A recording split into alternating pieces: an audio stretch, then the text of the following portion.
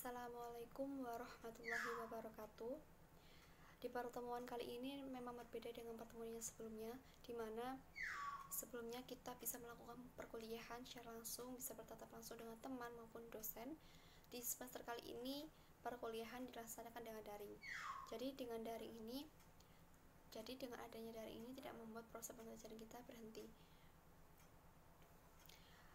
Di mata kuliah Sejarah Pendidikan Islam dari kelompok 3 ini akan mempresentasikan tugasnya yang berjudul Pendidikan Islam di Masa Kerajaan di Luar Jawa, yang beranggotakan saya sendiri, Laura Tofia, dengan NIM 2011903997, dan teman saya Jihan dan Ridwan.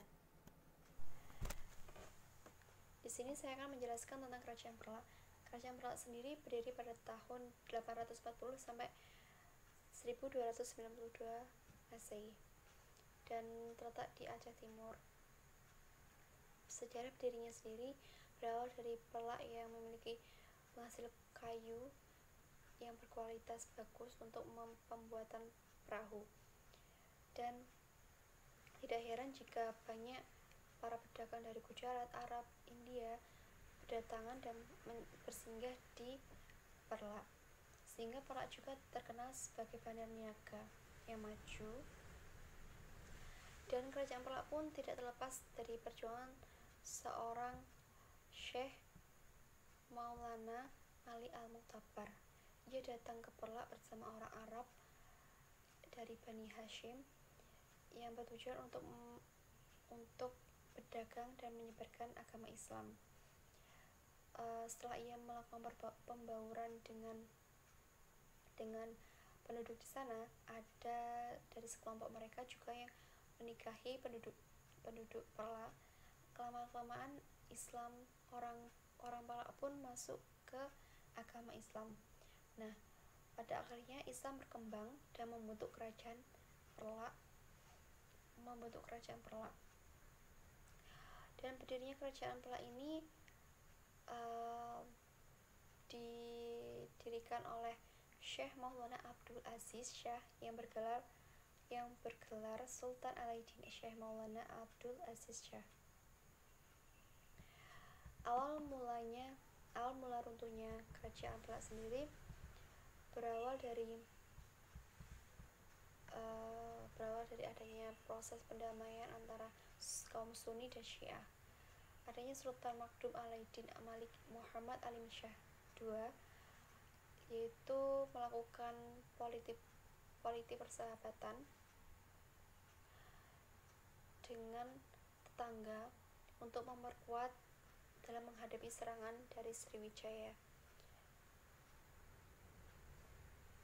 Sehingga Sultan pun melakukan juga menikahkan dua putrinya, yaitu Raja Kerajaan Malaka yang bernama Sultan Muhammad Syekh dinikahkan dengan Putri Ratna, dan Putri Ganggang dinikahkan dengan Raja Kerajaan Samudra Pasai yang bernama Malik Al-Shaleh, hingga kekuasaan Kerajaan Perlak berakhir setelah Sultan ke-18 Sultan Makdum Alauddin Malik Abdul Aziz Johan Berdaulat meninggal. Lalu kesultanan digantikan dengan Kerajaan Samudra Pasai yang memimpin Sultan Muhammad Malik Al-Dahir yang merupakan putra dari Malik Al-Saleh. Sedangkan sejarah pendidikan Islam di Kerajaan Perlak sendiri tidak terlepas dari keberadaan rombongan nahkoda khalifah dari Timur Tengah. Rombongan tersebut datang ke Perlak dengan misi untuk berdagang dan menyebarkan agama Islam, sama halnya dengan orang Arab dari Bani Hashim yang datang untuk berdagang dan menyebarkan agama Islam. Nah, pada saat itu kurang lebih 100 orang dai yang mempunyai keterampilan khusus baik di bidang pertanian, kesehatan, pemerintahan, strategi, teknik perang, dan lainnya, itu mulai melakukan pembauran dengan penduduk di Perlak. Sehingga kelama-lamaan juga dari Kerajaan Perlak, baik dari pemimpin Pada saat itu pemimpinnya itu yaitu Meurah Syahir Nui. Meurah Syahir Nui ini nampak sekali kayaknya mulai terkuat hatinya untuk tertarik dengan dakwah mereka, sehingga Meurah Syahir Nui itu juga memeluk agama Islam. Jadi penguasa pertama yang menganut agama Islam di Perlak itu adalah Meurah Syahir Nui. Dengan berdakwah mereka juga menyalurkan keahlian di bidang mereka masing-masing, sehingga penduduk di situ juga mulai tertarik untuk masuk ke agama Islam. Tidak lama kemudian rombongan ada dari rombongan mereka juga menikahi penduduk di Perlak. Di samping sejarahnya, kerajaan Perlak juga memiliki pusat pendidikan Islam, yaitu Dayak Kotkala.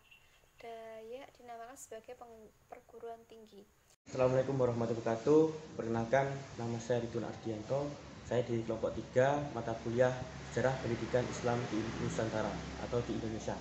Di sini saya akan menjelaskan tentang Kerajaan Samudra Pasai, yaitu dalam bab tumbuh dan berkembangnya kerajaan-kerajaan di luar Jawa. Di sini saya mengambil dari Kerajaan Samudra Pasai, di mana Kerajaan Samudra Pasai ini adalah kerajaan pertama di Nusantara. Kerajaan Samudra Pasai ini adalah kerajaan gabungan dari Kerajaan Pasir dan Permati, di mana kerajaan ini berdiri pada pertengahan abad ke-13, terletak pada pesisir pantai utara Sumatera, kurang lebih terletak di kota Lok Sumawe, Aceh Utara. Di mana Kerajaan Samudra Pasai ini sebenarnya adalah nama dari Samudra Aca Pasai. Jadi Samudra Pasai Aceh ini artinya adalah kerajaan yang baik di ibu kota Pasai. Di mana pada kerajaan Samudra Pasai ini adalah kerajaan yang begitu berkembang atau maju, di mana sebagai pusat perdagangan dan agama Islam.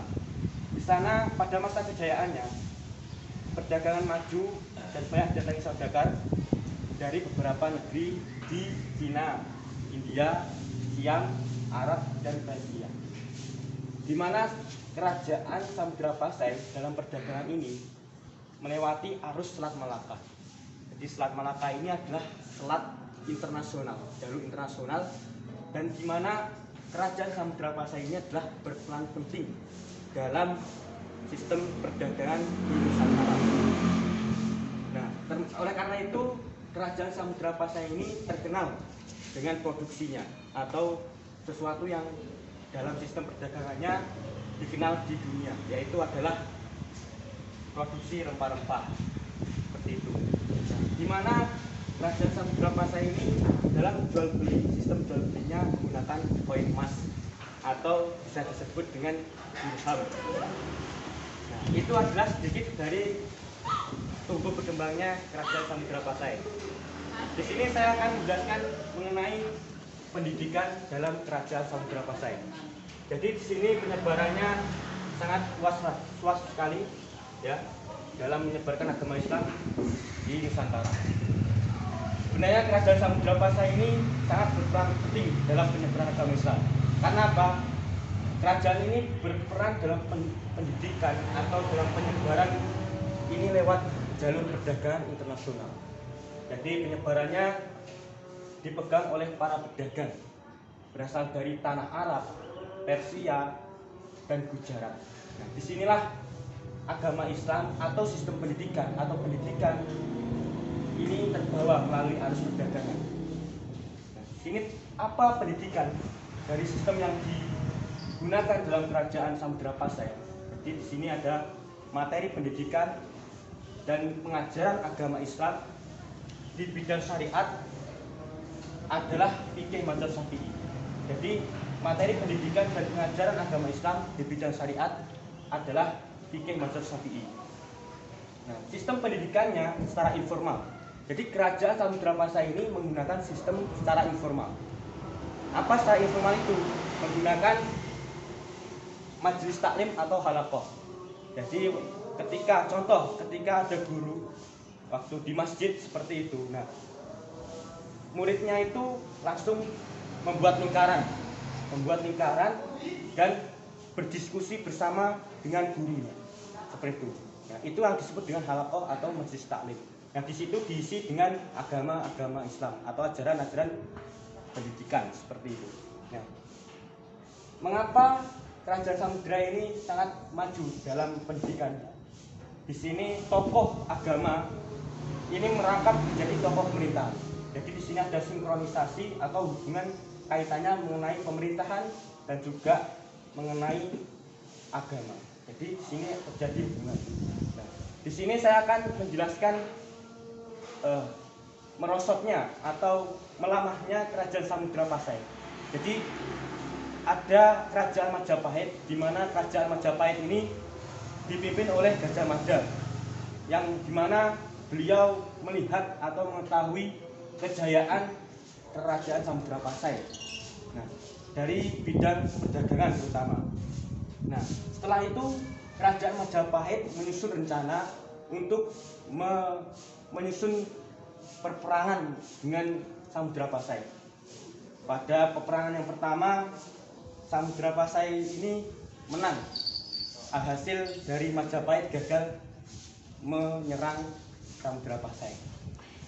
Akhirnya laut demi laut atau waktu demi waktu Kerajaan Samudra Pasai ini dipimpin oleh seorang raja yang dimana dalam sistem perdagangannya mengalami kemerosotan, mengalami melemah, dan akhirnya lambat laun muncullah kerajaan yang namanya Aceh Darussalam. Nah, Aceh Darussalam ini tiba-tiba memiliki sistem perdagangan di arus Selat Malaka yang begitu besar.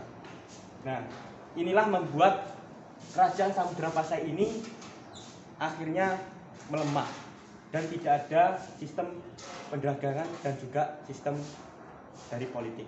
Itu sedikit dari penjelasan yang saya jelaskan mengenai tumbuh berkembangnya pendidikan dan juga kerajaan dari Samudra Pasai yang termasuk adalah kerajaan di luar Jawa seperti itu. Nah, itulah sedikit yang saya sampaikan dari presentasi saya. Ada kurang lebihnya mohon maaf. Wa akhiran wassalamualaikum warahmatullahi wabarakatuh. Ya.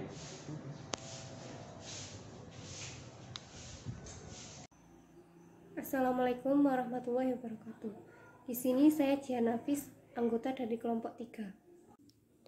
Ya, di sini saya Jihan Nafis akan menjelaskan tentang Kerajaan Aceh. Nah, setelah Kerajaan Samudra Pasai runtuh, wilayah Sumatera bagian utara berada di bawah kekuasaan Kerajaan Majapahit yang bercorak Hindu. Meskipun demikian, Islam masih mendominasi kehidupan masyarakat di Sumatera bagian utara. Dan setelah kekuasaan Majapahit di Sumatera mulai melemah pada abad ke-16, Sultan Ali Muqayyad Syekh mendirikan Kerajaan Aceh Darussalam. Dan sejak saat itulah Kerajaan Aceh Darussalam mulai memegang Islam di wilayah Sumatera bagian utara. Kerajaan Aceh Darussalam berkuasa mulai akhir abad ke-16 hingga awal abad ke-20. Dan adapun masa keemasan dari Kerajaan Aceh adalah ketika masa pimpinan Sultan Iskandar Muda pada tahun 1607 hingga tahun 1636. Dan dalam pemimpinannya ia mampu memperluas wilayah kekuasaannya dan terus meningkatkan perdagangan rempah-rempah menjadi suatu komoditi ekspor yang berpotensi bagi kemakmuran masyarakat Aceh. Sedangkan kemunduran Aceh berada pada era Sultan Iskandar Muda, di mana Belanda mencari peluang kembali untuk mendapatkan wilayah Aceh dan sekitarnya. Nah, pada abad ke-18, Kerajaan Aceh mulai timbul banyak konflik dengan Belanda dan Inggris. Dan akhirnya pada abad ke-18 wilayah Aceh sudah dikuasai oleh Inggris. Selain pemimpinan Sultan Ibrahim berakhir, ada faktor lain seperti mundurnya angkatan perang Aceh yang juga mengakibatkan mundurnya Kerajaan Aceh. Adapun sejarah pendidikan Islam di Kerajaan Aceh, yaitu Aceh menerima Islam dari Pasai yang kini menjadi bagian wilayah Aceh dan pergantian agama diperkirakan terjadi mendekati pertengahan abad ke-14. Berdasarkan fakta, sejarah pada abad ke-9 Masehi telah dibangun kekuasaan politik Islam di Aceh. Kerajaan Aceh termasuk dalam wilayah yang cukup besar, dan subur. Tidak heran jika perekonomian di Aceh berkembang sangat cepat. Adapun jenjang pendidikan yang ada menurut Hasbullah yang ada di Aceh Darussalam yaitu A. Mu'aunasah atau madrasah, yaitu terdapat di setiap kampung atau desa yang berfungsi sebagai sekolah dasar, dan B adalah rangkang, masjid sebagai tempat berbagai aktivitas untuk aktivitas umat termasuk pendidikan, dan C yaitu dayah, yaitu terdapat di setiap daerah Balang atau setingkat dengan kabupaten terdapat berpusat di masjid, dapat disamakan dengan madrasah aliyah jika sampai saat ini ada sampai sekarang. Dan yang keempat adalah dayah atau kecil atau merupakan setingkat dengan jenjang perguruan tinggi atau jenjang perguruan tinggi ini terdapat di Kutaraja atau ibu kota kerajaan. Materi yang diajarkan meliputi ilmu tafsir, hadis, sastra Arab, sejarah, filsafat, dan ilmu falak. Dari segi pendidikan keagamaan di Aceh menghasilkan beberapa ulama ternama yang ahli dalam bidang agama dan kesastraan.